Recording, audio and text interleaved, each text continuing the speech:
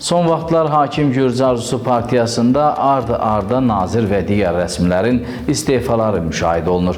Müxalifət cəhbəsi bu istefaların beynəlxalq sanksiyalar səbəbindən baş verdiyini iddia edir. Hakim Gürcü Arzusu isə bu ittihamları qəbul etmir. Xəbər portalımızın istefalarla bağlı suallarını cavablandıran Gürcü Arzusunun siyasi şurasının üzvü və parlamentin vitse-spikeri Qiya Volski bildirib ki, bu istefalar normal haldır. Onun sözlərinə görə rotasiya tamamilə sağlam bir prosesdir.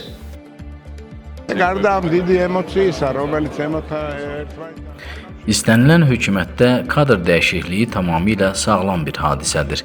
Bu cür hallar keçmişdə də olub və bu dəyişikliklər yalnız və yalnız resurslarımızın güclənməsinə səbəb olur.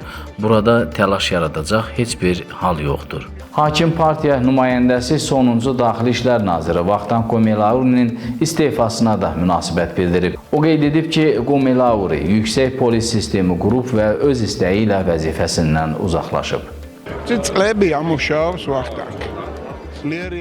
Vaxtan Komelauri artıq illərdir ki işləyir. O çox güclü şəxsiyyətdir.